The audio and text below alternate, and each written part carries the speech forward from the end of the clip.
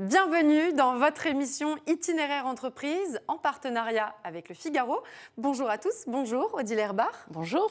Vous êtes CEO et fondatrice d'Adaxo, une société qui commercialise le Vapodil. C'est une solution écologique de nettoyage et de désinfection à la vapeur sèche. Alors vous avez travaillé pour des grands groupes américains, mais il vous manquait quelque chose de crucial, le sens. C'est pour cette raison que vous avez décidé d'entreprendre et donc de lancer cette société Adaxo et le Vapodil.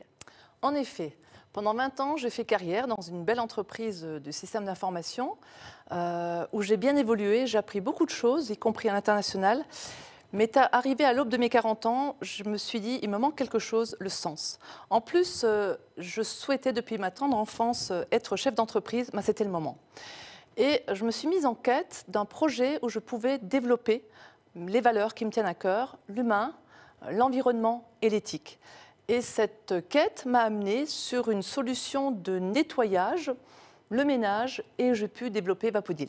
Et vous êtes parti avec une idée forte en tête, celle de dépoussiérer le domaine de la propreté. Comment est-ce que vous y êtes prise?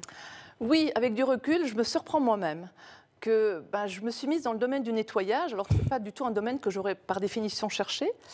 Mais je suis attirée par la technologie. Vapodil est un nettoyeur vapeur sèche qui produit de la vapeur à 120 degrés, poussé par 4 bars, produit à peine 3% d'humidité, du coup permet d'annuler et de remplacer tous les nettoyages. Donc là, je casse les codes du ménage, on change complètement les habitudes, c'est au-delà du bio et de l'écologie.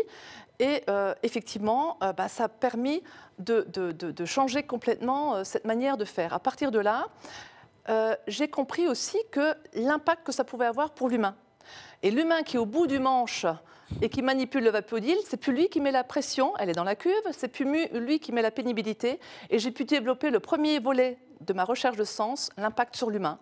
Réduction pénibilité, bien-être et une autre image qu'on a vers la femme de ménage, que ce soit à la maison ou chez le professionnel. Donc développement de sens, là encore. Vous venez de nous présenter la technologie. Est-ce que pour vous, c'est l'innovation qui mène et qui guide la réussite d'une entreprise? Alors moi, je considère qu'on ne peut pas décréter de faire de l'innovation. En tout cas, moi, je n'ai pas cherché à faire de l'innovation, mais force est de constater que je vois qu'il y a plein d'innovations à plein d'endroits dans mon entreprise. Dans cette technologie de nettoyage, avec ce que ça déploie en termes de formation et d'impact sur l'humain et l'environnement, mais j'ai aussi finalement déployer un modèle de commercialisation qui est innovant. Je ne recrute pas des vendeurs, je ne peux pas vendre Vapodil sur du rayonnage parce que ça change tellement les habitudes qu'un rayonnage, une étiquette ne peut pas expliquer ce que ça fait. Qui est mieux placé pour le faire? C'est l'humain lui-même. Donc mon réseau de distribution est basé sur des clients contents, satisfaits, enthousiastes, qui le déploient eux-mêmes à d'autres clients. Alors c'est vrai chez le particulier, mais ce qui est étonnant, c'est vrai aussi chez le professionnel. Et par exemple, l'année dernière, nous ont rejoint des esthéticiennes, des hôteliers, pour développer le réseau de commercialisation. Donc c'est un réseau par essaimage, tout domaine confondu, et tout le monde y gagne. Parce qu'ils ont été séduits par le produit au départ. Parce qu'ils ont été séduits, ils sont enthousiastes, et c'est du bouche à oreille que j'ai du coup professionnalisé. Et vous avez notamment reçu la norme AFNOR. Alors oui, effectivement, en Vapodil, la technologie 120 degrés 4 bars, depuis longtemps éprouvée bactéricide, virucide. Nous avons obtenu la norme AFNOR qui couvre ces besoins d'hygiène, y compris dans des domaines comme l'hospitalier ou les crèches, EHPAD et hôtels qui sont nos clients. Une norme AFNOR qui effectivement rassure nos clients et les clients de nos clients. Et c'est une très belle reconnaissance pour cette technologie. Alors votre force, on le comprend bien, c'est d'avoir mis l'humain au centre de tout. Comment est-ce que ça se traduit dans votre entreprise? On l'a compris avec vos conseillers sur le terrain, mais j'imagine que ça émane en interne de manière assez importante. Oui, alors au bout de 16 ans, je vois se dessiner un modèle économique où on peut allier épanouissement humain et profit économique. Parlons chiffres.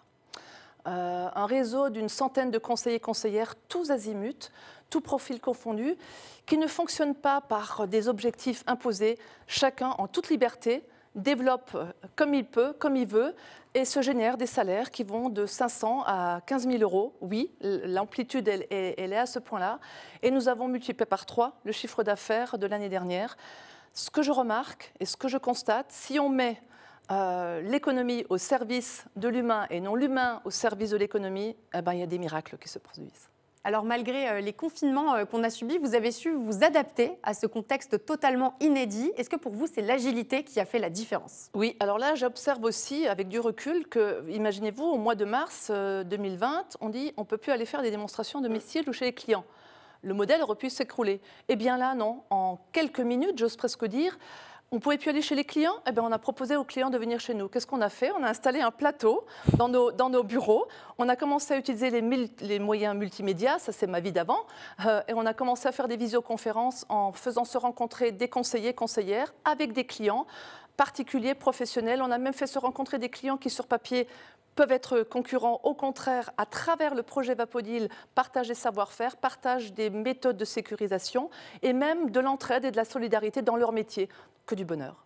Et alors, à plus long terme, quel est votre souhait? J'imagine que c'est d'étendre un peu ce modèle de management, de le promouvoir, d'en parler? Oui, moi aujourd'hui, je suis venue parler de mon entreprise pour passer un message d'espoir et positif à tous les chefs d'entreprise, petits, moyens, grands. À partir du moment où vous avez du sens, à partir du moment où vous considérez que vous-même, vous êtes un accompagnateur du projet, que les ressources internes et partenaires externes sont des ressources et que vous avez une ligne que vous pouvez clarifier, montrer avec du sens humain, écologique, éthique, eh bien, on n'est pas figé dans des modèles, on trouve de l'agilité et on peut développer tout type de projet d'entreprise. Donc mon message, il est là et je souhaite contribuer à ce nouveau modèle de gouvernance, peut-être à travers une académie qui m'a contactée et d'en faire une réalité et de voir la société, l'entreprise avoir un autre rôle dans notre société en général. Et évoluer. Merci Odile Herbard. Je rappelle que vous êtes la CEO et la fondatrice d'Adaxo, une société qui commercialise le Vapodil, une solution écologique de nettoyage et de désinfection à la vapeur sèche. Merci beaucoup d'avoir accepté notre invitation. Merci. Quant à nous, on se retrouve très vite pour un nouveau numéro d'Itinéraire Entreprise en partenariat avec Le Figaro. Je vous dis à très bientôt.